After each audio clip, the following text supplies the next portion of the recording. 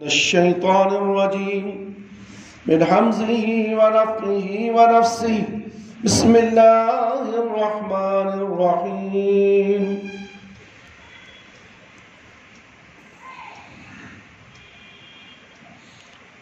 محترم دوستوں، بزرگوں، نوجوان ساتھیوں، خواتین اسلام اور نوجوان بچیوں، آج خطبہ جمعہ ہے۔ خطبہ جمعہ کا عنوان ہے خاتون جاہلیت اور خاتون اسلام۔ میرے بھائی، میرے دوست، عورتوں کے تعلق سے بہت سے بیانات بھی ہو رہے ہیں۔ آج مسلمان برقع پوش عورتوں کے تعلق سے بہت کچھ کہا جا رہا ہے۔ نیوز کے ذریعے سے، انٹرنیٹ کے ذریعے سے بہت سی باتیں، نازیبہ حرکتیں، حکمران کے ذمہ دار مسلمانوں پہ، مسلمان ماں اور بہنوں پر غلط الزامات لگائے جا رہے ہیں جو سراسر غلط ہے، اس سے اس کا کوئی تعلق ہی نہیں ہے۔ اور موجودہ حکمرانوں کو چاہیے کہ اس کے پر کڑی نظر رکھے اور مسلم خواتین کے لیے انصاف دلوائیں۔ میں امید کرتا ہوں کہ اللہ رب العالمین سے آئندہ کبھی مسلمان خواتین کے اوپر کسی قسم کا بھی نازیبہ حرکت نہ کریں۔ آئیے سنتے ہیں مسلمان خواتین کے تعلق سے۔ برادران اسلام، ایک عرصے سے مغربی ذرائع ابلاغ اور مغرب زدہ افراد اور تنظیموں کی طرف سے مسلسل یہ پروپیگنڈا کیا جا رہا ہے کہ اسلام نے عورت کو کچھ نہیں دیا اور اس کے لیے بنیادی حقوق سے محروم کر دیا ہے، حالانکہ محض ایک جھوٹ ہے، حالانکہ محض ایک جھوٹ ہے جس کی کوئی حقیقت نہیں، کیونکہ عورت کو جو مقام اسلام نے دیا ہے وہ اسے کسی دوسرے مذہب سے نہیں ملا ہے۔ تو آئیے ان کے اس جھوٹے دعوے کا جائزہ لیں اور سب سے پہلے جاہلیت کے زمانے کی دعوت اور خاتون اسلام کے درمیان موازنہ کر لیں، تاکہ یہ بات اچھی طرح سے واضح ہو جائے کہ پہلے زمانے میں عورت کتنی حقیر تھی، کتنی حقیر سمجھی جاتی تھی، اور اسلام نے اسے کتنا بلند مقام عطا فرمایا ہے۔ جاہلیت میں لڑکی کا وجود اور تصور کیا جاتا ہے، اسے زندہ درگور کر دیا جاتا تھا۔ اللہ رب العالمین کا فرمان ہے، سورہ نحل آیت نمبر 50 پر 8، 50 پر 9، وَإِذَا بُشِّرَ أَحَدَهُمْ بِالْأُنْثَىٰ ظَلَّ وَجْهُهُ مُسَوَّدًا وَهُوَ كَظِيمٌ يَتَوَارَىٰ مِنَ الْقَوْمِ مِنْ سُوءِ مَا يُبَشِّرُ بِهِ أَيَمْسِكُهُ عَلَىٰ هُونٍ أَمْ يَدُسُّهُ فِي التُّرَابِ أَلَا سَاءَ مَا يَحْكُمُونَ۔ اللہ رب العالمین فرما رہے ہیں، ان میں سے کسی کو جب لڑکی کی خوشخبری دی جاتی ہے تو اس کا چہرہ کالا ہو جاتا ہے اور وہی دل میں گھٹنے لگتا ہے جو بری خبر اسے دی گئی ہے۔ اس کی وجہ سے لوگوں سے منہ چھپائے پھرتا ہے، سوچتا ہے کہ کیا اس کو ذلت رسوائی کے باوجود وہ اپنے پاس رکھے یا مٹی میں دبا دے۔ آہ کیا ہی برے فیصلہ کرتے ہیں۔ میرے بھائی، دوست، خواتین اسلام، اس آیت میں اللہ تعالیٰ نے زمانے جاہلیت کے لوگوں کی حالت کو بیان فرمایا ہے کہ ان میں سے کسی شخص کو جب اس کے گھر میں بیٹی پیدا ہونے کی خبر دی جاتی ہے تو چہرہ کالا سیاہ ہو جاتا ہے اور وہ مارے شرم کے لوگوں سے چھپا پھرتا ہے اور غم میں نڈھال ہو کر سوچتا رہتا ہے کہ اب اس لڑکی کے باوجود کو ذلت اور رسوائی کے ساتھ برداشت کر لے یا اسے زندہ درگور کر دے۔ میرے بھائی، میرے دوست اور خواتین اسلام، امام بغوی رحمۃ اللہ علیہ کہتے ہیں، عرب میں یہ رواج تھا کہ جب کسی کے گھر میں بیٹی پیدا ہوتی تو اسے زندہ باقی رکھنا چاہتا تو اسے اونی جبہ پہنا کر اونٹوں اور بکریوں کو چرانے کے لیے کہیں دور دراز بھیج دیتا۔ اور اگر اسے مارنا چاہتا تو وہ جب 6 سال کی ہو جاتی تو وہ پہلے کسی جنگل میں جا کر ایک گڑھا کھودتا، اور اسے مارنا چاہتا تو جب 6 سال کی ہو جاتی تو جنگل میں جا کر ایک گڑھا کھودتا، پھر گھر آ کر اپنی بیوی سے کہتا کہ اسے خوب اچھا لباس پہنا دو تاکہ وہ اسے اس کے ننیال یا اس کے دادا دادی سے ملا لائے۔ پھر جب اس گڑھے تک پہنچتا تو اسے کہتا ہے اس گڑھے کے اندر دیکھو، اس بچی سے کہتا ہے، معصوم بچی جو 6 سال کی ہے، اسے نہیں معلوم میرا باپ میرے ساتھ کیا سلوک کر رہا ہے۔ میرا بھائی میرا دوست، سوچو تو صحیح، زمانے جاہلیت کی کیا سوچ تھی؟ کیا آج بھی وہی زمانے جاہلیت کی سوچ انسانوں کے اندر پائی جاتی ہے؟ عورت کو حقیر سمجھا جاتا ہے، عورت عزت دار ہے، اسلام نے اسے عزت دی ہے۔ میرا بھائی میرا دوست، کسی قوم نے اسے عزت نہیں دی جتنی عزت پیارے نبی محمد صلی اللہ علیہ وسلم آنے کے بعد عورت کو عزت دی ہے۔ میرا بھائی میرا دوست، گڑھے کے اندر دیکھو، چنانچہ اسے دیکھنے کے لیے جھکتی ہے تو یہ اسے پیچھے سے دھکا دے دیتا ہے، وہ اس میں جا گرتی ہے، اس کے اوپر مٹی ڈال دیتا ہے۔ میرے بھائی میرے دوست، یہ تھا زمانے جاہلیت میں کسی عورت کا مقام، اس کا وجود ہی عار تصور کیا جاتا اور اسے زندہ درگور کر دیا جاتا، جبکہ اسلام نے گھر میں بیٹی کی پیدائش کو باعث سے برکت قرار دیا ہے اور اسے زندہ درگور کرنا حرام ہے۔ میرے بھائی میرے دوست، یہ رسول اللہ صلی اللہ علیہ وسلم کا ارشاد ہے، ان اللہ حرم علیکم حقوق الامہات وعد البنات ووعد البنات، اللہ تعالیٰ نے تم پر ماؤں کی نافرمانی کرنا، بیٹیوں کو زندہ درگور کرنا حرام کر دیا ہے۔ بخاری کی روایت ہے میرے بھائی، سے مسلم نے بھی روایت کی ہے۔ میرے بھائی میرے دوست، آپ صلی اللہ علیہ وسلم نے بیٹیوں کی تعلیم و تربیت کی فضیلت بیان کرتے ہوئے فرمایا، من ابتلی من هذه البنات بشيء فأحسن إليهن كن له سترا من النار، جس شخص کو ان بیٹیوں کی وجہ سے کسی طرح آزمائش میں ڈالا جاتا ہے، پھر وہ اسے اچھائی کرتا ہے تو یہ اس کے لیے جہنم سے پردہ بن جائیں گے۔ اسے اچھی تعلیم و تربیت دیتا ہے تو یہی بیٹیاں اس کے لیے جہنم سے پردہ بن جائیں گی اور جنت میں لے جانے والی بن جائیں گی۔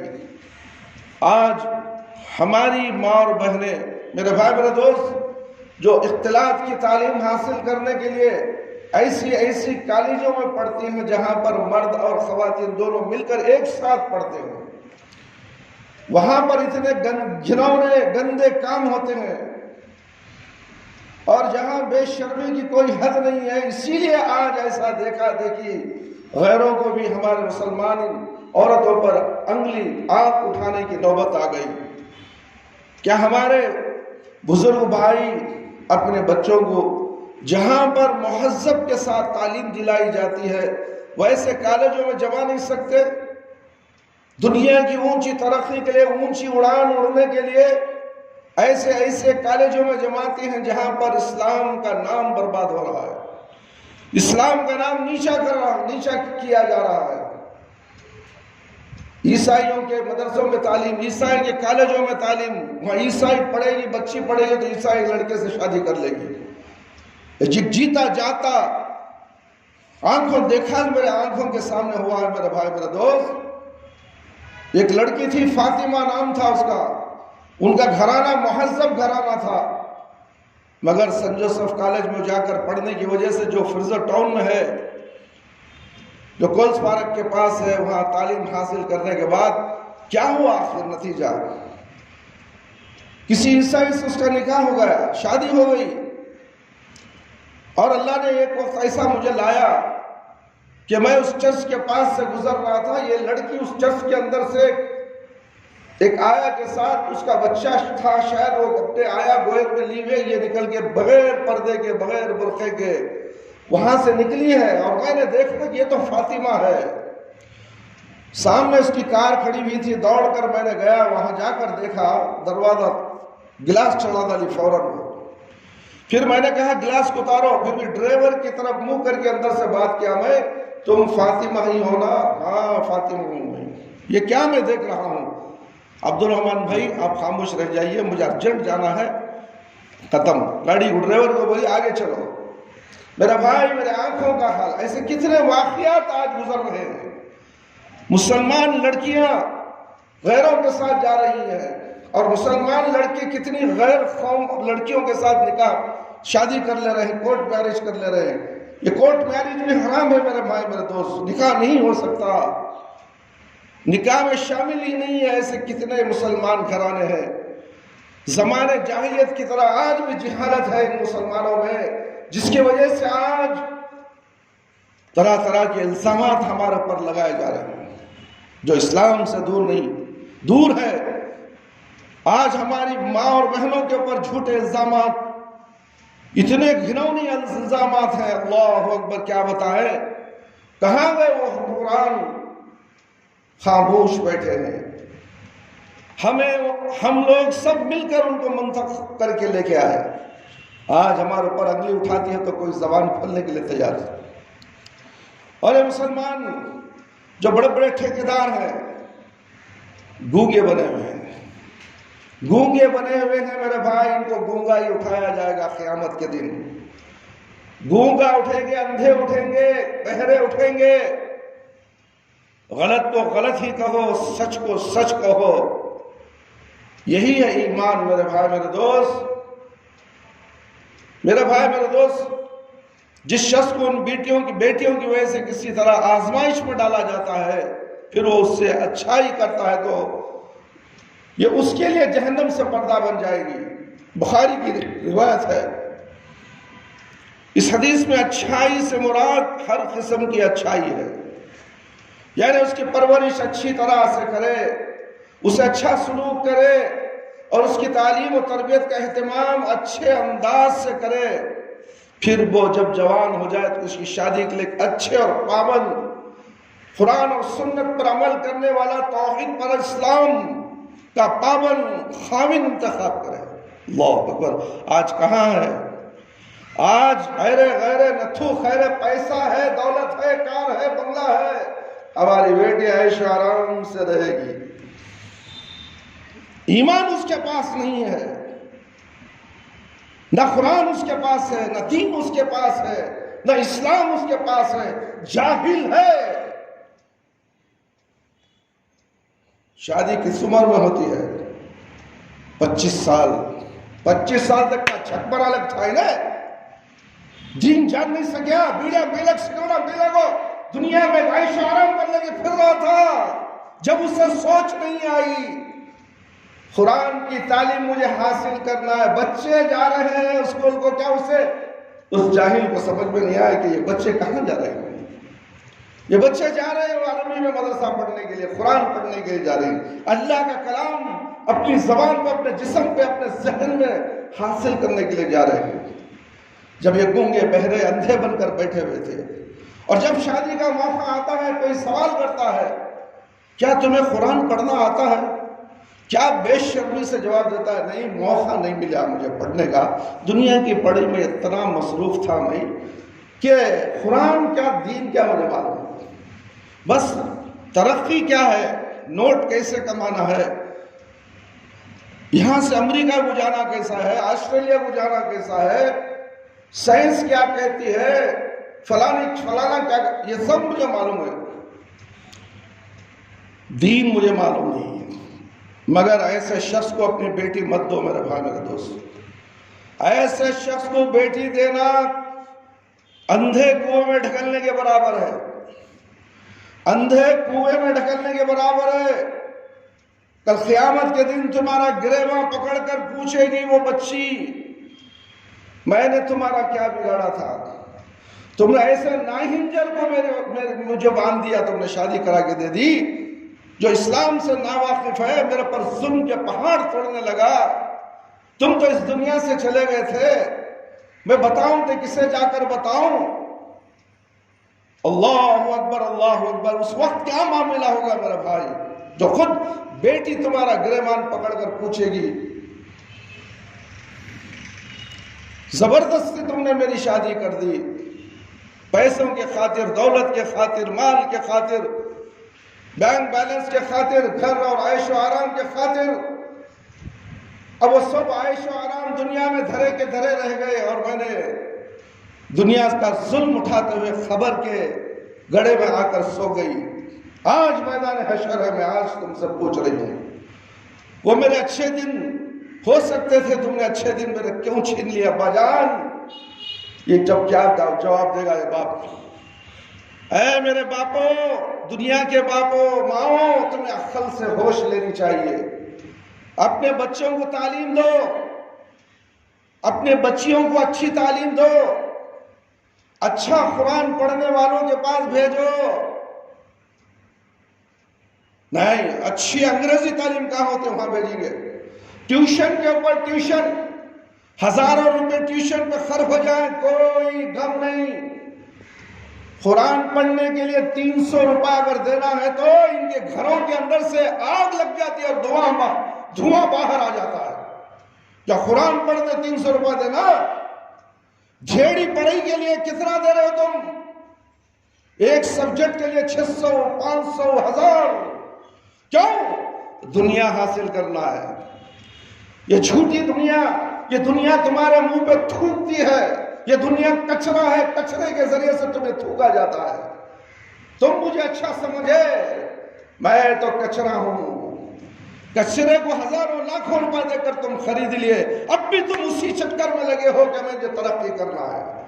ترقی بھاڑ میں گئی، ترقی تمہاری دنیا کی پیر کی جوتی ہے میرے بھائی میرے دوست۔ تم سمجھتے کیا ہو؟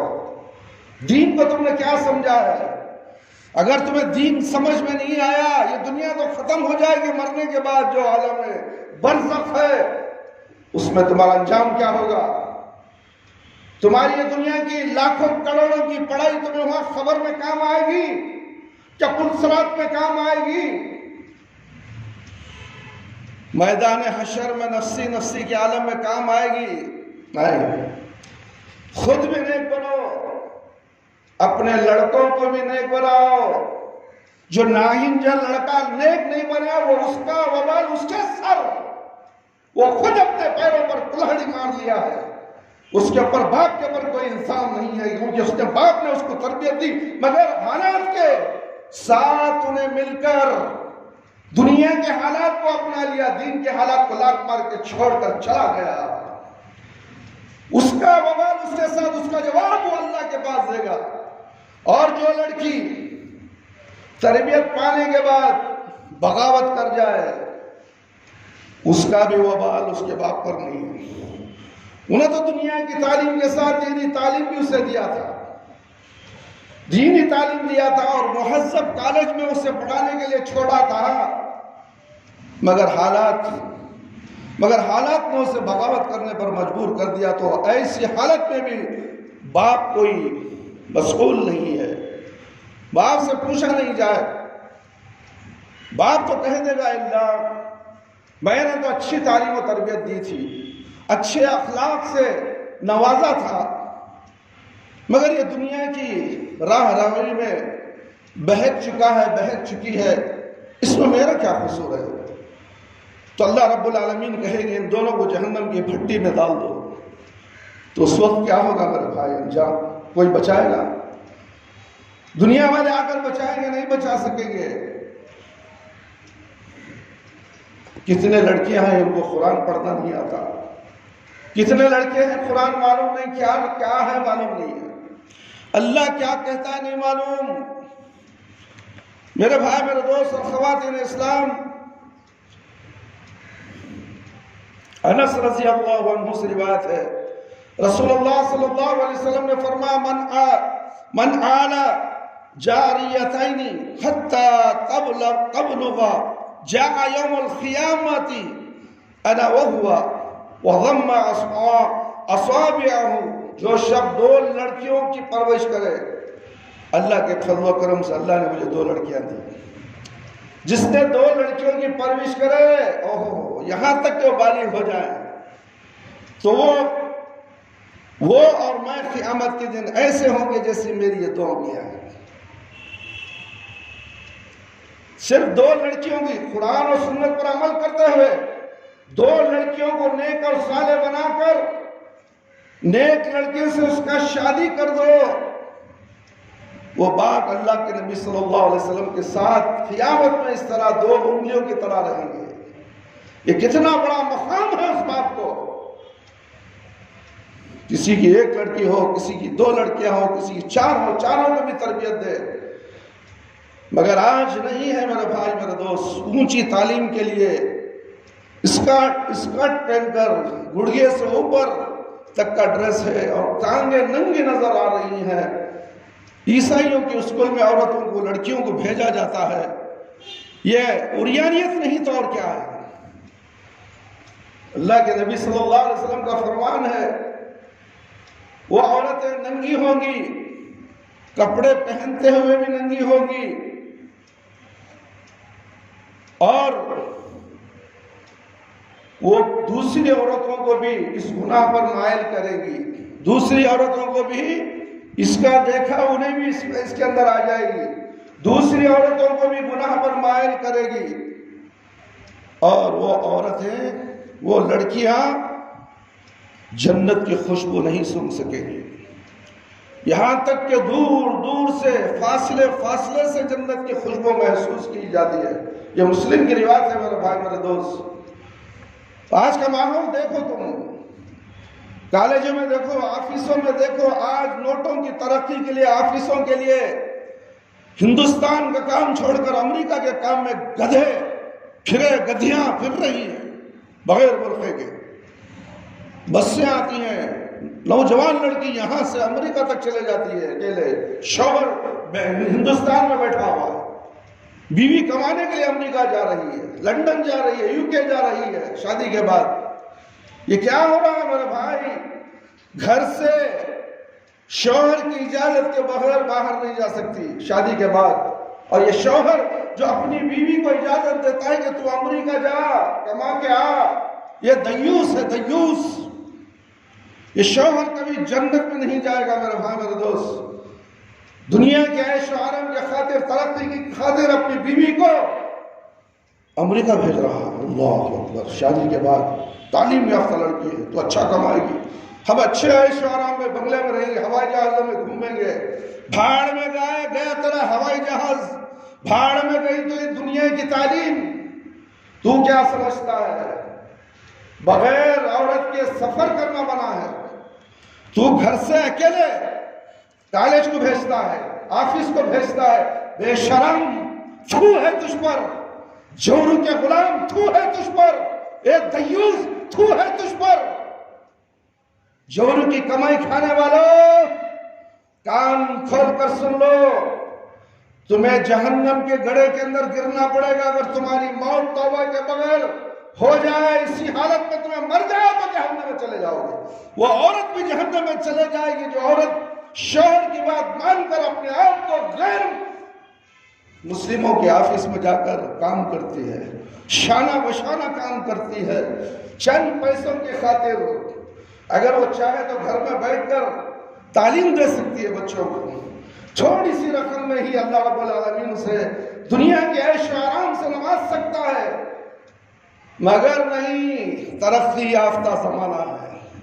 لوگ کیا کہیں گے؟ کون سے گھر میں رہتی ہے؟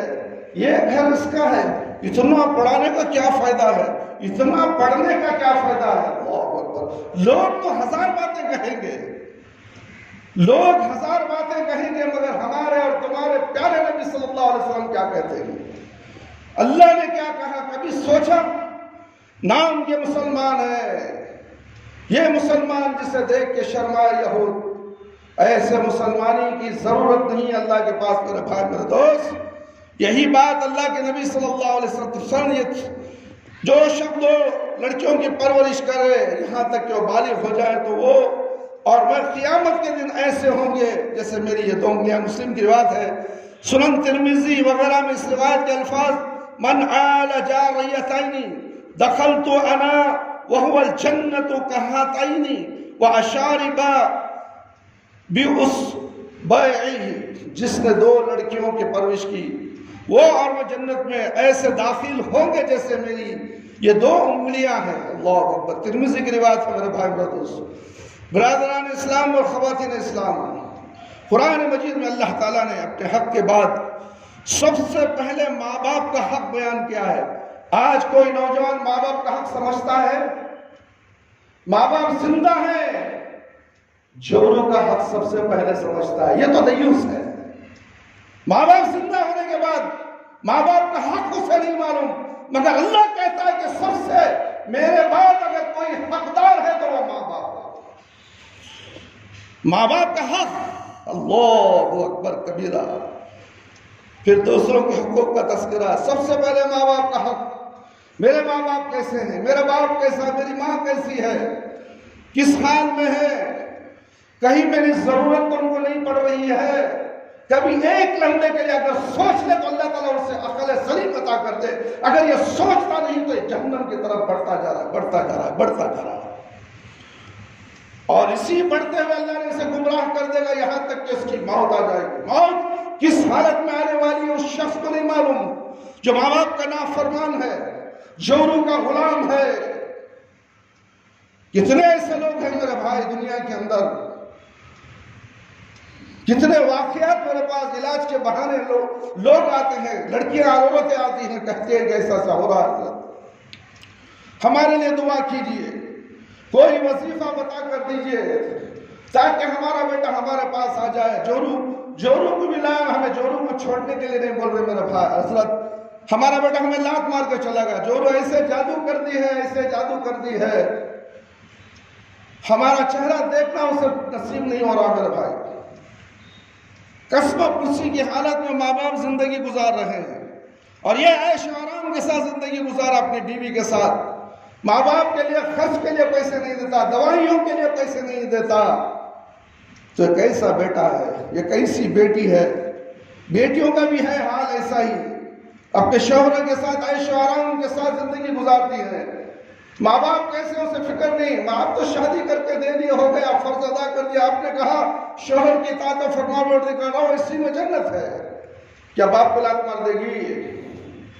شوہر کی خدمت کرنے میں جنت ہے، ضرور ہے، شوہر کی اطاعت و فرمانبرداری سے دین کے حد دنیا کے حد نہیں ہے۔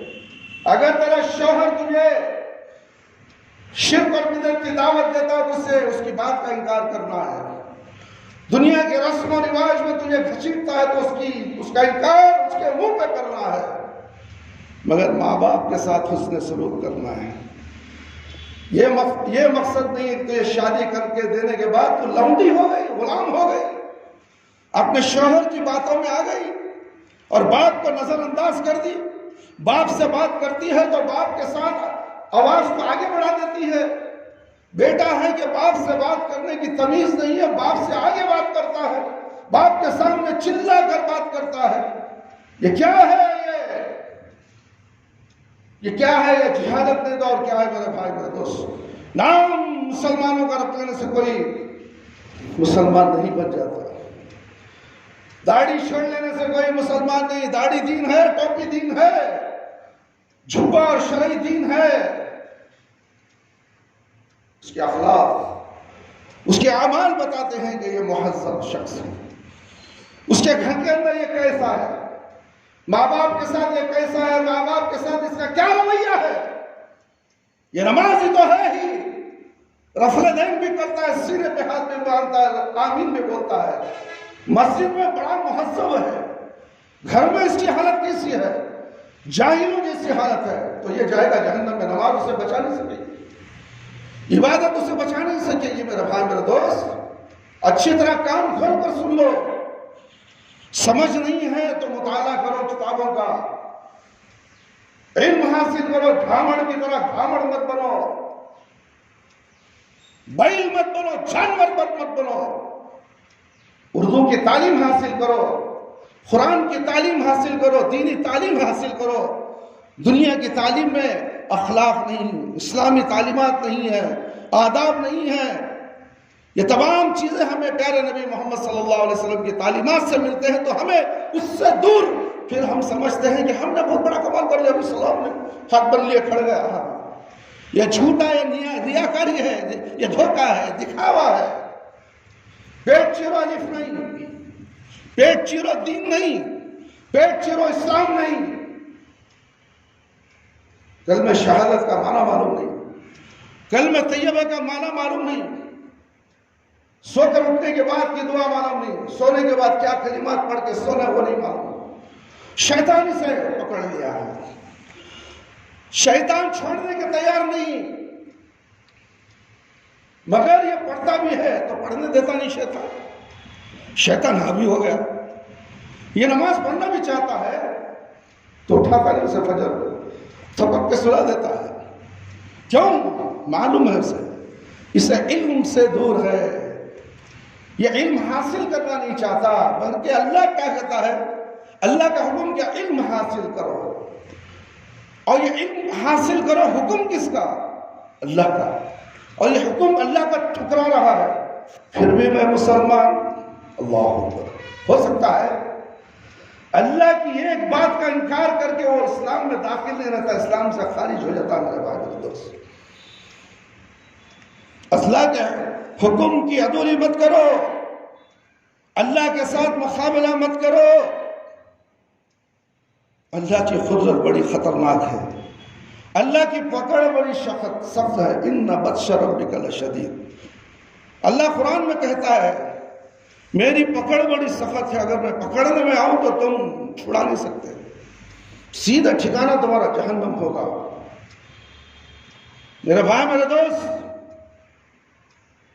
قرآن مجید میں اللہ رب العالمین فرماتے ہیں اپنے اللہ کے حق کے ساتھ، اللہ کے حق کے بعد سب سے پہلے ماں باپ کا حق ہے، پھر دوسروں کے حقوق کا تذکرہ ہے، اور بار بار والدین سے اچھا سلوک کرنے کی تلقین کی گئی ہے، اور انہیں جھڑکنے حتیٰ کہ اف تک کہنے سے منع کر دیا گیا ہے۔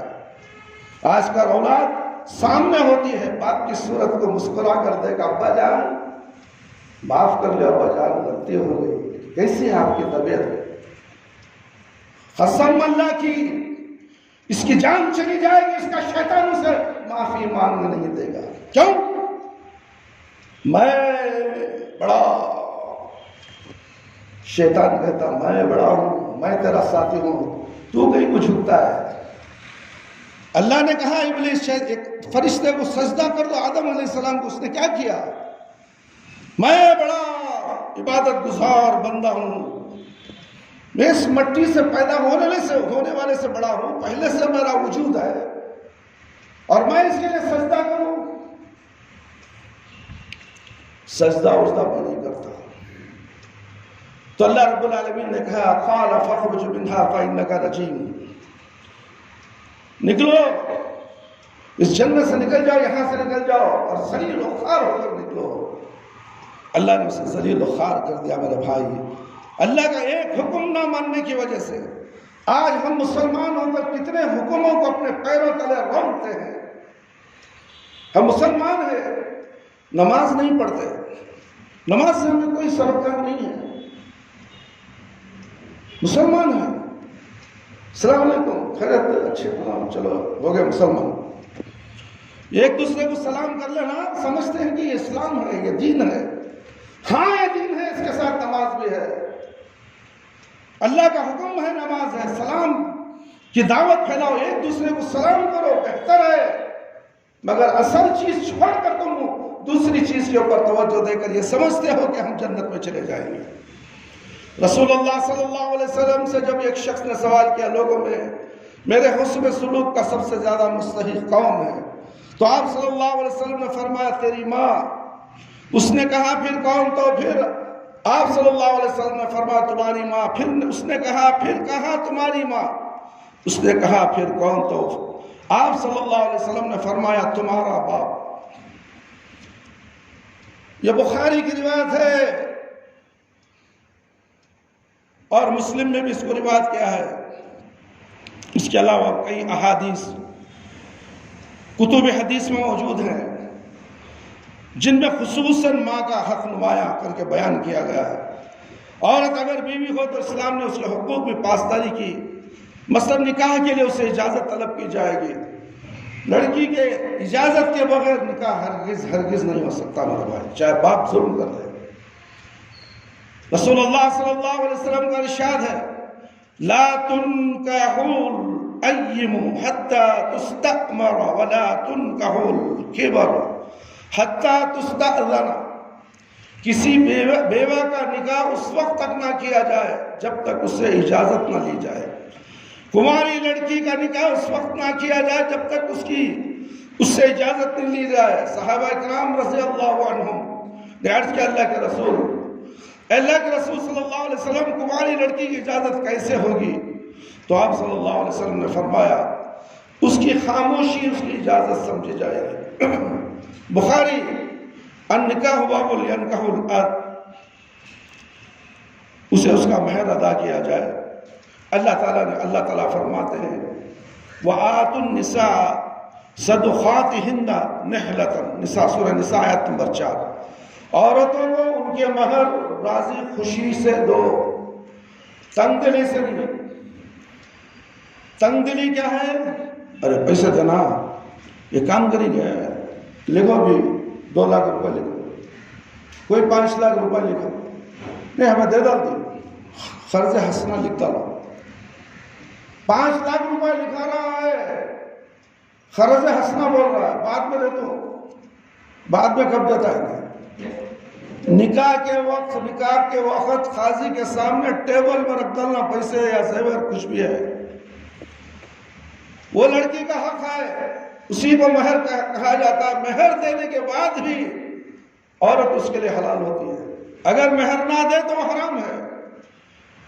یہ سب قرض، مہر کا قرض، یہ سب جھوٹ ہے میرے بات۔ زمانہ جاہلیت میں عورتیں یہی کہا کرتی تھی،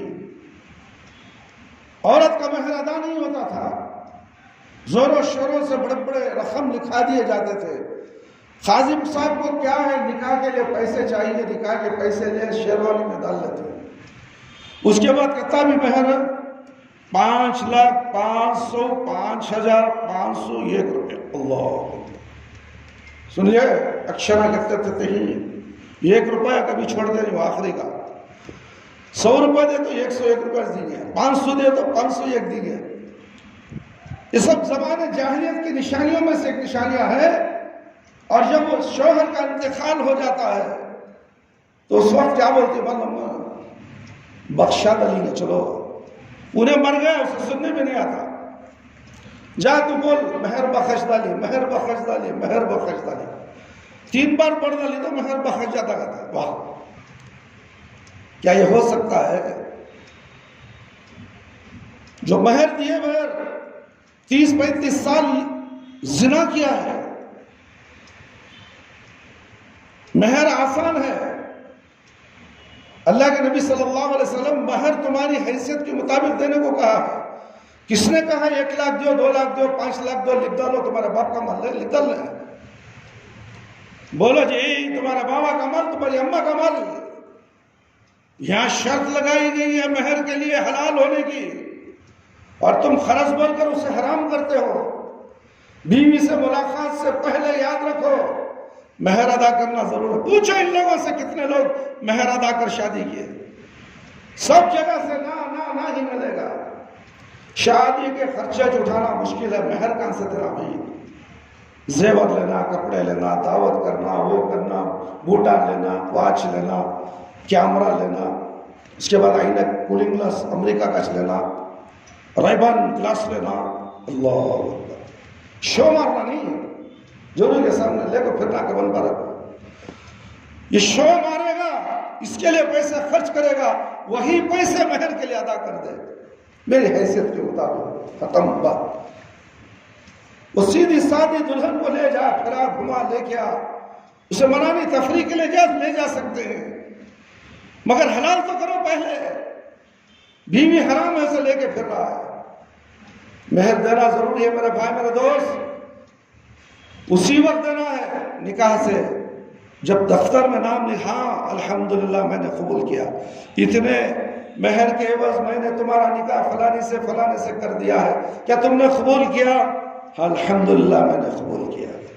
اس وقت مہر ٹیبل پہ ہونا، قاضی صاحب اس مہر کی رقم یا وہ مہر کی زیور اٹھا کر لڑکی کے والد کے ہاتھ میں دے دے گا، یہ تمہاری بچی کے حوالے کر، تو یہ اس کا حق ہے، اس میں شوہر کا اور شوہر کے گھر والوں کا کوئی حق نہیں ہے، یہ صرف لڑکی کا حق ہے۔ اور اسے نہ نام نفقہ مہیا کیا جائے، اس کے بعد کھانا پینا اسے دینا ہے۔ شادی شادی شادی کر کو دے، گھر بسا کو دے۔ شادی میری شادی کرنا ہے حضرت، کرو بھائی، کس نے منع کیا؟ اس کے لیے تیاری تو کرو، اس کے لیے تو جانو، دین جانو۔ شادی کی پہلی رات میں کیا دعا پڑھنا ہے، کیا کرنا ہے، کیسے زندگی گزارنا ہے، اس کے تعلق سے دینی تعلیمات تھوڑا حاصل تو کرو۔ صرف شادی شادی ہو جاتی ہے۔ سوچو میرا بھائی، میرے دوست، یہ غلط طریقہ ہے، اور شوہر کو چاہیے کہ وہ اپنے بیوی کا نام نفقہ اسے مہیا کرتا رہے۔ رسول اللہ صلی اللہ علیہ وسلم نے حجۃ الوداع کے موقع پر میدان عرفات میں صحابہ کرام رضی اللہ عنہم کے جمع غفیر سے خطاب کرتے ہوئے فرمایا، فاتقوا اللہ فی النساء فإنکم اخذتموہن بإیمان اللہ وَأَسْتَحْلَلْتُمْ فُرُوجُهُنَّ بِكَلِمَاتِ اللَّهِ وَلَكُمْ عَلَيْهِنَّ أَلَّا يُوطِئْنَ فُرُوشَكُمْ أَحَدًا تَكْرَهُونَ وَلَهُنَّ عَلَيْكُمْ رِزْقُهُنَّ وَقِسْوَتُهُنَّ بِالْمَعْرُوفِ۔ تم عورتوں کے متعلق اللہ سے ڈرتے رہنا، کیونکہ تم نے انہیں اللہ کی امان کے ساتھ لیا ہے۔ تمہیں عورتوں کو اللہ کی امان کے ساتھ دیا اور انہیں اللہ کے کلمے کے ذریعے اپنے لیے حلال کیا ہے، اور تمہارا ان پر حق ہے کہ وہ تمہارے بستروں پر کسی شخص کو آنے نہ دیں جنہیں تم ناپسند کرتے ہو، اور تمہارا ان پر یہ حق ہے کہ وہ تمہارے بستروں تم انہیں معروف طریقے کے مطابق کھانا اور لباس مہیا کرو۔ کھانا بھی دو، لباس بھی دو، اور ان کا تم پر حق یہ ہے کہ تم انہیں معروف یعنی کہ اچھے طریقے سے، معروف کے معنی اچھے طریقے کے مطابق کھانا اور لباس مہیا کرو۔ مسلم کی کتاب اللہ کے نبی صلی اللہ علیہ وسلم فرماتے ہیں، میرے بھائی میرے دوست، اللہ تعالیٰ نے فرمایا وَعَاشِرُوهُنَّ بِالْمَعْرُوفِ فَإِن كَرِهْتُمُوهُنَّ فَعَسَىٰ أَن تَكْرَهُوهُ شَيْئًا وَيَجْعَلَ اللَّهُ فِيهِ خَيْرًا كَثِيرًا۔ سورہ نساء، ان کے ساتھ اچھے طریقے سے بود باش رکھو، وہ تم انہیں ناپسند کرو، لیکن عین ممکن ہے کہ تم کسی چیز کو برا جانو، اللہ تعالیٰ اس میں بہت سی بھلائیاں کر دے۔ رسول اللہ صلی اللہ علیہ وسلم نے فرمایا، خیرکم خیرکم لأہلہ وأنا خیرکم لأہلی۔ تم میں سے بہتر شخص وہ ہے جو اپنے اہل کے لیے، اپنے بیوی کے لیے بہتر ہو، اور تم میں سب کی نسبت اپنے اہل کے لیے زیادہ بہتر ہوں میں۔ کون؟ اللہ کے نبی۔ یہ ترمذی کی روایت ہے۔ بیوی کا حق بھی خاوند کے حق کی طرح ہے۔ اللہ تعالیٰ نے فرمایا وَلَهُنَّ مِثْلُ الَّذِي عَلَيْهِنَّ بِالْمَعْرُوفِ وَلِلرِّجَالِ عَلَيْهِنَّ دَرَجَةٌ، سورۃ البقرہ نمبر 220 پر۔ اور معروف طریقے کے مطابق عورتوں کے بھی ویسے ہی حق ہے جیسے ان پر مردوں کے حق ہیں۔ ہاں، مردوں کو عورتوں پر فضیلت ہے، اگر ایک سے زیادہ بیویاں ہوں تو ان میں عدل و انصاف کی جائے۔ اللہ تعالیٰ فرماتے ہیں فَإِن خِفْتُمْ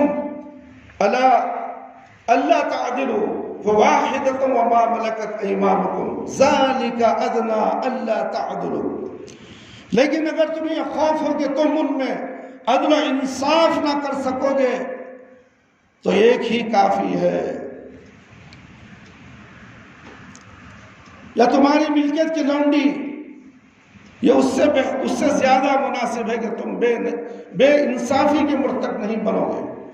رسول اللہ صلی اللہ علیہ وسلم کا ارشاد گرامی ہے، من كانت له امرأتان فمال إلى إحداهما جاء يوم القيامة وشقه مائل۔ ابو داؤد کتاب النکاح۔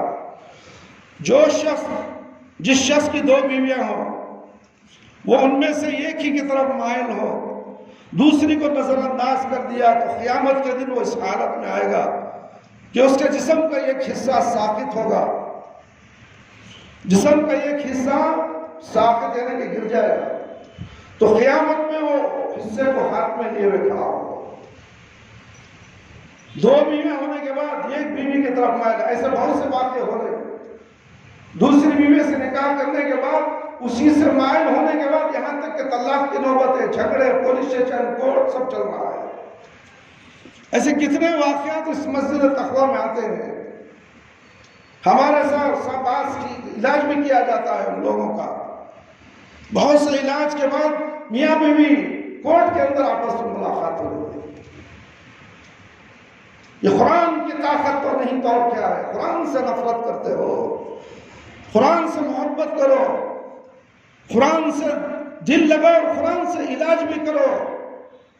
تعویذ گنڈوں کے پیچھے مت پڑو، باباؤں کے پیچھے مت پڑو میرے بھائی میرے دوست.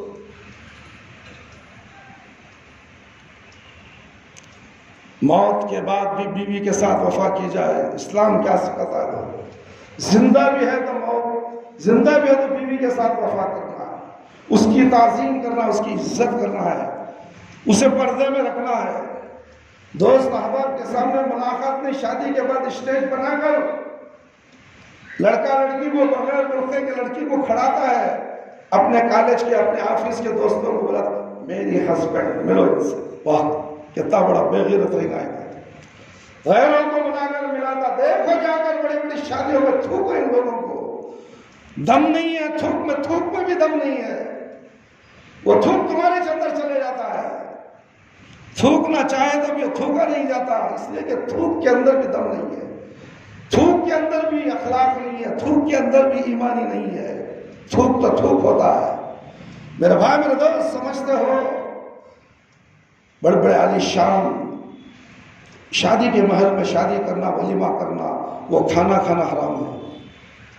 فضول خرچی کرنے والا شیطان کا بھائی ہے. کیا ایسے شادیوں میں جاؤ جہاں غریب کا ایک بچہ نہیں، ایک مسکین نہیں ہے، پورے مالدار، بڑے بڑے گاڑیاں والے، بڑے بڑے کاروں والے، واچ مین، سیکیورٹی، کوئی میلے کپڑے غریب کے کپڑے دے گئے، چل باہر چل باہر چل. نہیں میں ان کے پاس کام پر گئے، نکل باہر. ایسے ولیمے میں بھی جانا. ولیمہ سنت ہے، سنت کا طریقہ ہے کیا؟ دیکھو اگر سنت کے طریقے سے ولیمہ نہ ہے تو ہرگز اس ولیمے کا کھانا مت کھاؤ میرے بھائی میرے دوست. یاد رکھو میرے بھائی میرے دوست، اللہ سے ڈرو. یہی تقویٰ ہے. اللہ سے ڈرنے کا نام تقویٰ ہے. تقویٰ کہاں ہے؟ دل میں ہے. اخلاص کے ساتھ، دل کے ساتھ اللہ سے ڈرو تو اللہ تعالیٰ ہر برائی سے تمہیں بچا لے گا، ہر گناہ سے بچا لے گا، ہر حرام سے بچا لے گا. اگر تمہارے دل میں اللہ کا ڈر نہیں ہے تو جو چاہے کرو، کوئی روکنے والا نہیں.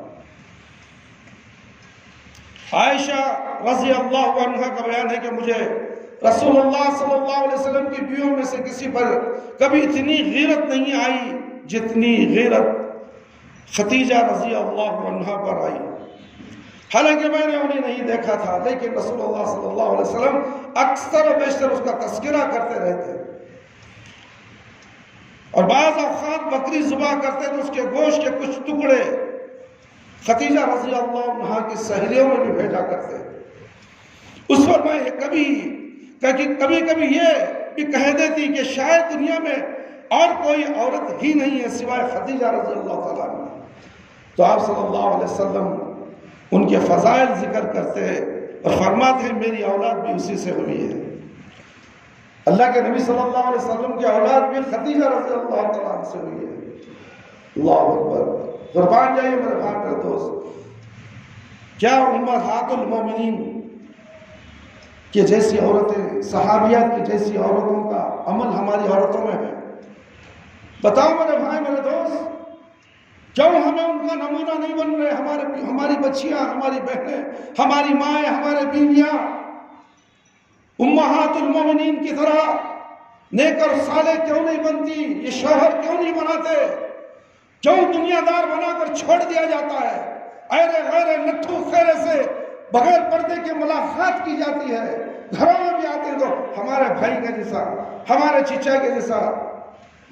غیر ہی چچا نہیں ہو سکتا، غیر ہی بھائی نہیں ہو سکتا میرے بھائی میرے دوست. پردے کا اہتمام کرو. عورت کا نام ہی پردہ ہے. عورت کا نام ہی پردہ ہے. عورت ہی چھپی ہوئی چیز ہے. پردے کے معنی چھپی ہوئی چیز ہے. عورت چھپی ہوئی ہے. عورت جتنا چھپی ہوئی رہی وہ اللہ سے اس کے تعلقات رہیں گے. وہ اللہ کی نظر میں معتبر ہے, جنتی ہے.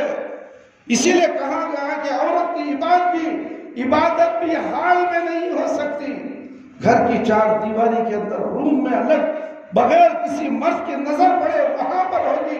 عورت کا جنازہ بھی نکل رہا ہے تو اس کے پردے کیسے, اس کا کفن کا کپڑا نہ دکھے, کفن کا کپڑا نہ دکھے. عورتوں کے جنازے کو اکثر کہا جاتا ہے کہ رات کے وقت لے کر چلو قبرستان کو, تاکہ مردوں کی نظر جنازے میں بھی نہ پڑے. دفن کرتے ہوئے میت کی کفن کو نہ دیکھے, پردہ چاروں طرف سے ڈالو. آج ڈالا جا رہا ہے, اینا غیرہ میں تو میں بھی پکڑ کر تو بھی پکڑ کر ڈالو, عورتوں ڈالو میرے بار. پہلے کے زمانے میں ہم نے بچپن میں دیکھا ہے, ہم بھی بچپن میں قبرستان گئے ہیں, بہت سی عورتوں کو دیکھا مہذب. جب یہ مسلک کے جھگڑے نہیں تھے ہمارے بچپن میں, یہ جھگڑے تو آپ کے قریب کے ہیں میرے بھائی, یہ قریب کے جھگڑے ہیں. یہ تیری مسجد, یہ میری مسجد, یہ تیرا مذہب, یہ میرا مذہب, یہ تو ادھر کا مسلمان, یہ میں ادھر کا مسلمان ہوں. سب ایک تھے, اونچ نیچ نہیں تھی. اور اس وقت چاروں طرف سے جس کے وہ گھر کے وہ عورت کے قریبی ہیں, ان کی اولاد ہے, ان کے بھائی ہیں یا ماموں ہیں, وہی کھڑے کے باقی افراد دور کھڑے رہیں گے. جب اس عورت کو اندر دفن کیا جائے گا, اس کے بعد مٹی ڈالنے کے بعد پردے کو ہٹا دیا جائے گا, اور دور سے کھڑ کے ہی مغفرت کی دعا کر سکتے ہیں. ضروری نہیں ہے کہ خبر کے سامنے ہی کھڑ کر مغفرت کی دعا کرو. تم جہاں کہیں بھی رہو مغفرت کے لیے دعا کر سکتے ہیں. درگاہوں میں جانے کی ضرورت نہیں ہے, باہر گھر میں بیٹھ کر مغفرت کرو. اگر وہ نیک ہیں تو تمہاری دعا ان کے لیے فائدہ مند ہوگی. وہ تو کسی کو فائدہ پہنچانے والے نہیں, وہ کسی کو بھی نفع پہنچانے والے نہیں. نفع اور نقصان کا مالک صرف اللہ رب العالمین ہے. خبر میں سوئے 9 من مٹی کے اندر سوئے یہ مردے کبھی کسی کو فائدہ نہیں پہنچا سکتے. اس لیے میرے بھائی میرے دوست, اللہ سے ڈرو, عورتوں کا حق ادا کرو. زمانہ جاہلیت کی عورتیں وراثت سے محروم تھی. زمانہ جاہلیت میں لوگ صرف مردوں کو وراثت کا حقدار سمجھتے تھے, عورتوں اور بچوں کو اس سے محروم رکھا جاتا تھا. اللہ رب العالمین یہ آیت نازل فرمائے, وَلِلرِّجَالِ نَصِيبٌ مِّمَّا تَرَكَ الْوَالِدَانِ وَالْأَقْرَبُونَ وَلِلنِّسَاءِ نصیب مما ترک الوالدان والاقربون مما خل منه او کثر نصیبا مفروضا. سورہ نساء نمبر 7. والدین اور قریبی رشتہ دار جو مال چھوڑ جائیں ان میں مردوں کا حصہ ہوتا ہے, اور والدین اور قریبی رشتہ دار جو مال چھوڑ جائیں اس میں عورتوں کا بھی حصہ ہوتا ہے, چاہے مال تھوڑا ہو یا زیادہ. اور یہ حصے اللہ کی طرف سے مقرر کر دیے گئے. چنانچہ اسلام نے عورت کو بھی وراثت کا حقدار قرار دیا اور اس سے محروم نہیں کیا ہے. ترکے میں عورت کو کتنا حصہ دیا گیا ہے اس کی تفصیل سورہ نساء کے دوسرے رکوع میں موجود ہے. اٹھا کر پڑھو. اب پڑھنے کا مسئلہ تھا, اٹھا کر پڑھو, پڑھنے نہیں آتا. کیا جواب دو کہ قیامت پہ پڑھنے نہیں آتا, بولے کہ تو تمہارا انجام کیا ہوگا معلوم ہے؟ کبھی سوچا؟ قرآن کا علم حاصل کرنے کے لیے اپنے آپ کو اگر اپنے پیر خبر میں لٹک رہے ہیں, 90 سال ہو گئے, جب بھی قرآن کا علم حاصل کرنا ہے اپنے کام کی مصروفیت کو بازو رکھو. ان کام کی مصروفیت میں تھوڑا سا حصہ قرآن حاصل کرنے کے لیے, قرآن پڑھنے کے لیے نکالو. اے نوجوانوں, اے بوڑھو, خبر میں جا کر سونے والوں, تم قرآن پڑھنا سیکھو گے تو تمہیں نماز کی پڑھنے کی بھی توفیق ہوگی, تم مسجد کو بھی آنا شروع کر دو گے. اے مسلمانوں کی جماعت, مسجدوں کو ویران مت کرو. قیامت پہ تم ویرانے کے دلدل میں گر کر جہنم کے کونے میں چلے جاؤ گے, گڑھے میں چلے جاؤ گے. آج مسلمان کے سوا کوئی مسجد کو ویران نہیں کر رہا، صرف مسلمان ہی کر رہا ہے۔ دنیا کے کاموں میں اتنا مصروف ہے، نماز کیا ہے اسے جاننے کی فرصت نہیں ہے۔ نماز شروع کرنے سے پہلے جو دعا نیت کی پڑھی جاتی ہے وہ کیا اسے معلوم نہیں، وہ کس طرح پڑھنا نہیں معلوم، رکوع سے اٹھنے کے بعد کیا دعا نہیں معلوم، سجدے کے درمیان میں دعا ہے نہیں معلوم، تشہد میں بیٹھ کر دعا کیا نہیں معلوم، سلام پھرنے کے بعد کیا دعا پڑھنا نہیں معلوم، پھر بھی مسلمان دعوے کے ساتھ سینہ ٹھوک کر کہتا ہے کہ ہاں میں مسلمان ہوں۔ بھاڑ میں جائے اسی تیری مسلمانی، اللہ کو ایسے مسلمانی پسند نہیں، جو دین سے دور، قرآن سے دور، اسلام سے دور، پیارے نبی محمد صلی اللہ علیہ وسلم کے احادیث تعلیمات سے دور۔ مجھے کیا بھی نہیں ہونا، دنیا ہونا، اچھا کھانا ہونا، اچھی بیوی ہونا، اچھا ڈکار دیکھو، سوتے رہنا، خراٹے مار دو، صبح کو اٹھا دو، دکان کو جانا، کھولنا، کاروبار مست کرتے رہنا، بیٹھے رہنا، پان پراگ کھانا، گٹکا کھانا، تمباکو کا پان کھانا، سگریٹیں کش لگانا، آج کے نوجوانوں کا کام ہو چکا ہے۔ یہ کیسے مسلمان؟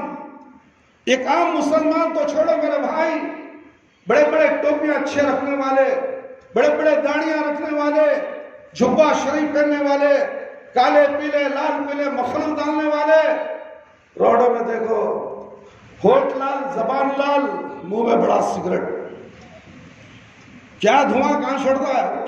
شکر اوپر چھوڑتا ہے۔ یہ حرام نہیں، حرام نہیں ہے۔ اور یہ مولوی صاحب کو دیکھ کر بازو والا نوجوان، ارے مولوی صاحب ہی سگریٹ پی لینا چاہیے، 300 کا تمباکو لے کو کھانی، مہنگی نہیں کھانا، مولوی صاحب کو جائز منجے حرام ہوا۔ اب مولوی صاحب جا رہا جہنم کو، تو بھی جا اس کے ساتھ جہنم۔ شراب حرام ہے، شراب کی زد میں آنے والی چیز یہاں کے مچھر کے پر کے برابر بھی اگر کوئی نشے والی چیز ہے، حلق کے اندر ڈالنا حرام ہے، حلق کے نیچے نہیں اتارنا حرام ہے، یاد رکھ لو۔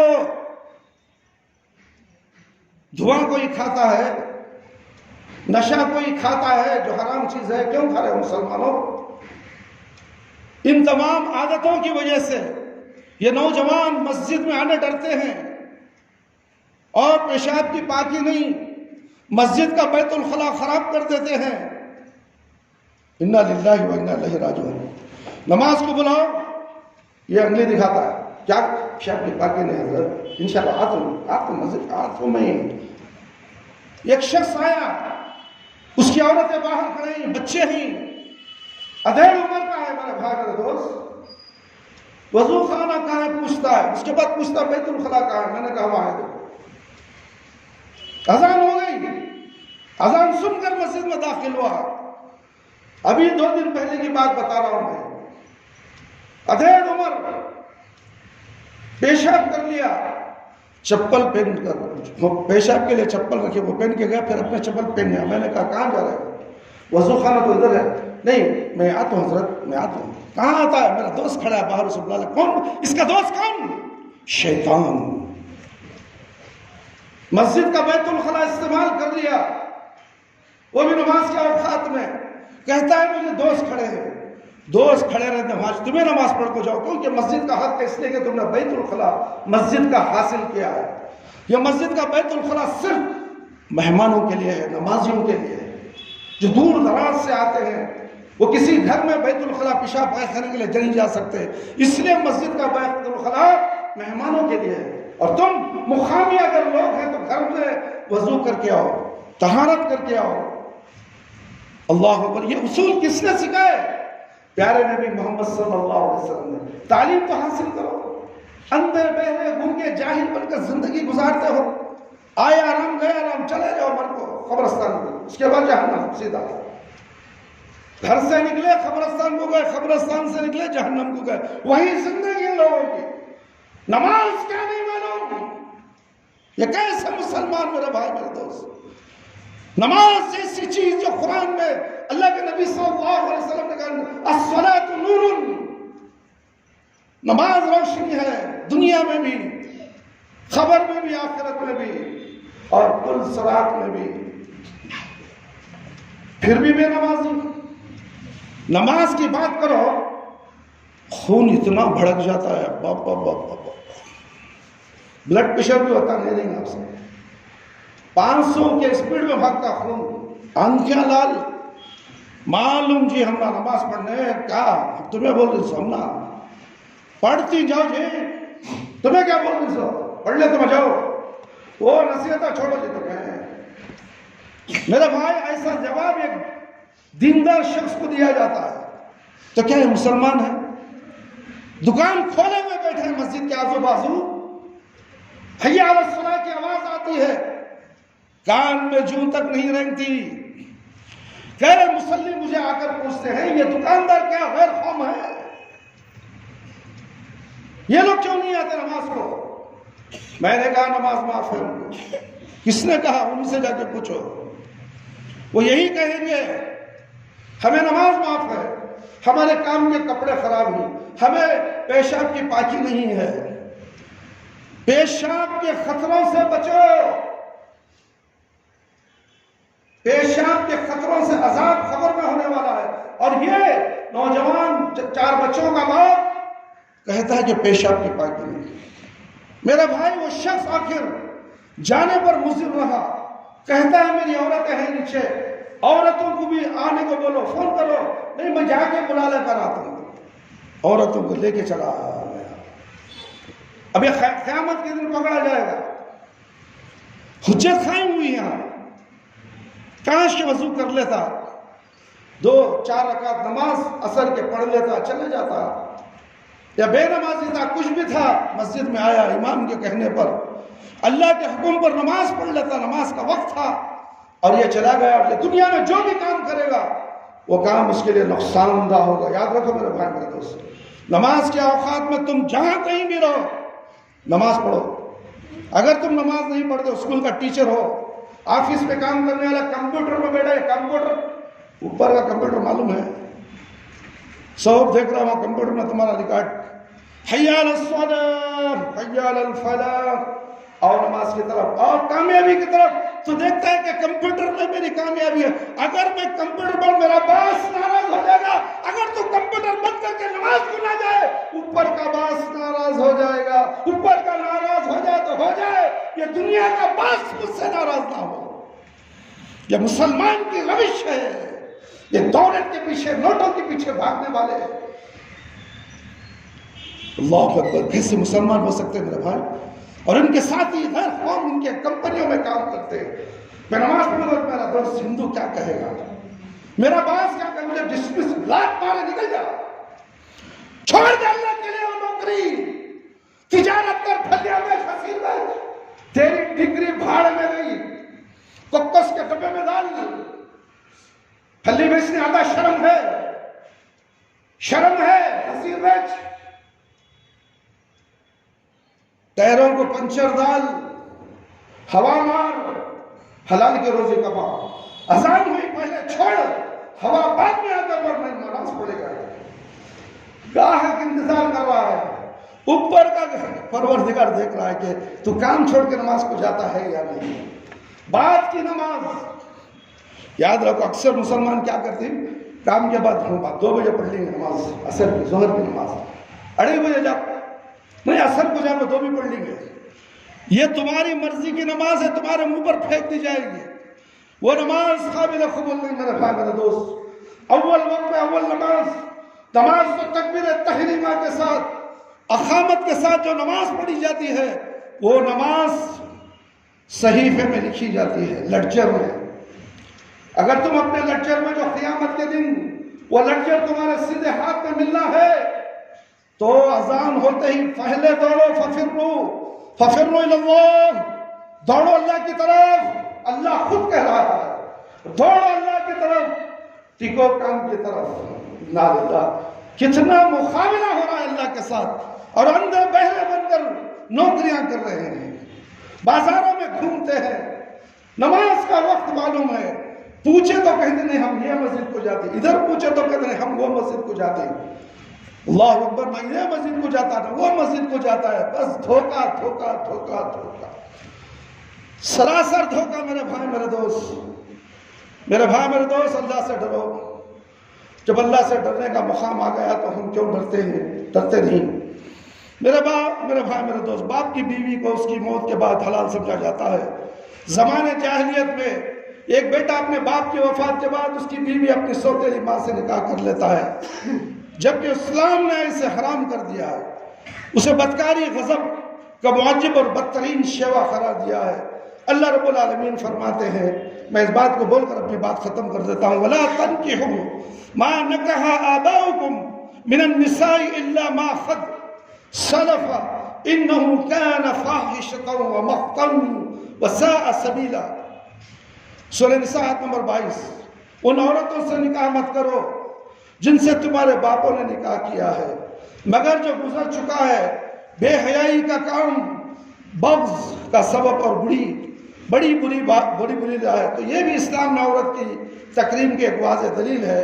میرے بھائی میرے دوست، زمانے جاہلیت میں 2 بہنوں سے بیک وقت نکاح کرنا درست تھا، جبکہ اسلام آنے سے اسے حرام قرار دیا۔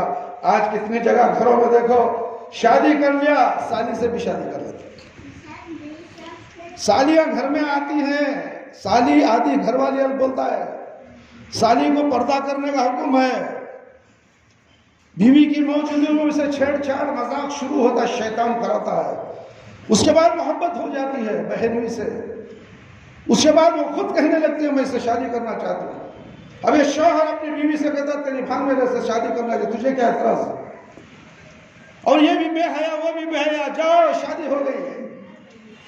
کتنے گھرانوں میں دیکھو، یہ 2 بہنیں ایک شوہر کے ساتھ ہیں، یہ زمانے جاہلیت کی طرح زندگی گزار رہے ہیں، حرام ہے حرام ہے حرام ہے۔ میرے بھائی میرے دوست، اسلام نے عورت کو بہت بڑا مقام دیا ہے، اسلام بہت عزت دیتا ہے عورت کو۔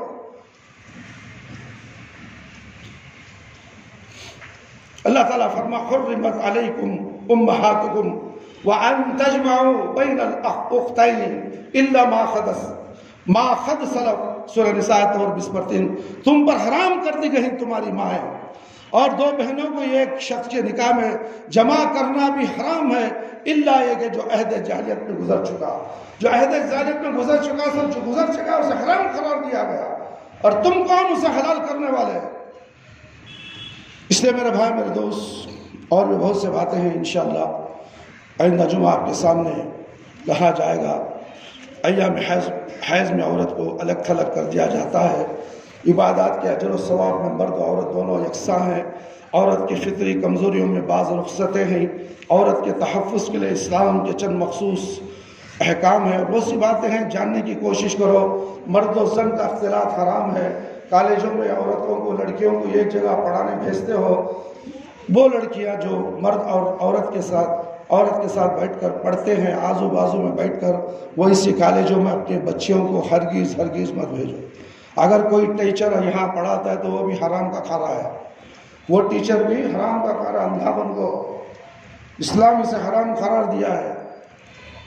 ایسی جگہ تعلیم صرف عورتوں کے لیے مخصوص ہے، وہاں عورت ٹیچر ہی پڑھائے گی۔ اگر ٹیچر کو پڑھانا ہے تو پردہ آڑے کر کے پڑھائے گا، آواز جائے گی بس۔ ایسے سعودی عرب کے اندر بہت سے مقامات میں اسلامی حکومت میں ایسا حکم رائج ہے، ہندوستان میں نہیں ہے، مگر ایسے رائج کو اختیار کرنا ضروری ہے۔ اسی لیے ہمارے بڑے مالدار لوگ آگے آئے، ایسے کالج کھولے، ایسے ادارے کھولے، تاکہ ہماری مسلم عورتیں اس میں تعلیم حاصل کریں اور نیک اور صالح بنیں اور غیر قوم کی نگاہوں پر نہ پڑے۔ آج مسلمانوں کو چاروں طرف سے گھیرا جا رہا ہے، مسلمانوں کی عورتوں پر نازیبہ حرکات کلمات کہے جا رہے ہیں، اور حکومت بھی خاموش بیٹھی ہوئی ہے، کوئی ایکشن ری ایکشن نظر نہیں آ رہا ہے۔ یہ سب اللہ کا کام ہے، کرنا ہے، عذاب سزا دینا ہے تو اللہ تعالیٰ کسی نہ کسی اس شخص کو سزا دے گا۔ ہم آپس میں بھیڑنے کی ضرورت نہیں ہے، چلانے سے کیا ہوگا میرے بھائی، چلانے سے کچھ نہیں ہوگا۔ کچھ کام ایسے کرو جو خاموشی سے کرو، قانون کو ہاتھ میں لے کر کرو، قانون کو چھوڑ کر کوئی کام کرو گے تو تم بھی پھنسو گے، اور وہ تو آزاد سے گھومتے پھریں گے، اور تمہیں سالوں سال تمہیں جیل میں جانا پڑے گا۔ ایسے کام کرنے سے بچو۔ جاؤ میمورنڈم پیش کرو، ایم ایل اے ہے، کاؤنسلر ہے، اس کے بعد ایم پی ہے جو ہمارے ووٹوں سے سلیکشن ہو کر آئے ہیں، یہ معاملہ ان کے سامنے رکھو، یہ معاملہ ان کے سامنے رکھو۔ کیا اسی دن کو دیکھنے کے لیے ہم نے آپ کو ووٹ دیا تھا؟ کیا ہمارے مسلمان ماں اور بہنوں کو بے عزتی روڈ پہ لانے کے لیے ہم نے تمہیں ووٹ دے کر کرسیوں کو بٹھایا؟ جاؤ پوچھو میرے بھائی میرے دوست، اللہ سے ڈرو۔ عورتوں کے معاملے میں اللہ سے ڈرنا چاہیے، بچیوں کے معاملے میں اللہ سے ڈرنا، بیٹیوں کے معاملے میں، بہنوں کے معاملے میں اللہ کا خوف رکھو، اس لیے کہ یہ بیٹیاں، یہ بہنیں تم کو جنت میں لے جانے والی ہیں، تمہارے لیے جہنم سے ڈھال بننے والی ہے۔ ان کو اچھی سے اچھی تعلیم دو، دنیا کی بھی تعلیم دو پردے کے ساتھ، اور دینی تعلیم بھی دو پردے کے ساتھ۔ انشاءاللہ وہ تمہارے لیے جنت کو جانے والے ڈھال بن جائیں گی۔ اللہ رب العالمین سے دعا ہے کہ اللہ تعالیٰ مجھے اور آپ تمام کو ان تمام قرآن اور حدیث کی باتیں سن کر اس پر زیادہ سے زیادہ ہم سب کو عمل کرنے کی توفیق عطا فرمائے۔ اللہ تعالیٰ میرے اور آپ کے صغیرہ کبیرہ گناہوں کی مغفرت فرما دے، شرک سے بچا لے، بدعت سے بچا لے۔ اے اللہ ہم سب کو صراط مستقیم پر چلا دے۔ اے اللہ تو رحم کرنے والا ہم سب پر رحم فرما، ہمارے والدین پر رحم فرما جو اس دنیا سے چلے گئے، اگر وہ قابل رحم قابل مغفرت ہے تو ان کی مغفرت فرما دے۔ اے اللہ قبر کے عذاب سے بچا لے، جہنم کی آگ سے بچا لے، قبر کے سوالات بالکل ہمارے لیے آسان فرما۔ اے اللہ جب موت دے تو ایمان کی حالت میں موت دے، جب ہماری روح ہمارے جسم سے نکلے تو اللہ ہماری زبان پر کلمہ لا الہ الا اللہ محمد رسول اللہ جاری رہے۔ میرے پرور اے میرے دوستو بھائیو، جتنے بھی لوگ ہسپتالوں میں بیمار ہیں اور جتنے بھی لوگ فلسطین کے اندر بے کسی کی حالت میں ہے، تمام مصلیوں سے گزارش ہے کہ ان کے حق میں دعا کریں، ان کے حق میں ہاتھ اٹھا کر اللہ رب العالمین سے دعا کریں کہ ہر طرح سے غیب سے ان لوگوں کے لیے مدد آئے، اور بیت المقدس یعنی اقصی، مسجد اقصی مسلمانوں کے حوالے ہو جائے، ان کی ہر ایک قیمتی، ان کے ہر ایک جہاد کو، ہر ایک چیز کو، قربانی کو اللہ رب العالمین قبول کر ان کو جنت الفردوس میں جگہ عطا فرمائے۔ اور جتنے بھی لوگ بیمار ہیں ان تمام کے لیے صدق دل سے دعا کیجئے، اللہ رب العالمین ان تمام کو بھی صحت عاملہ، صحت کاملہ، صحت دائمہ عطا فرمائے۔ آمین یا رب العالمین۔ جزاکم اللہ خیر، حسن الجزاء۔ السلام علیکم ورحمۃ اللہ وبرکاتہ، وآخر دعوانا الحمد للہ رب العالمین۔ یا حی یا قیوم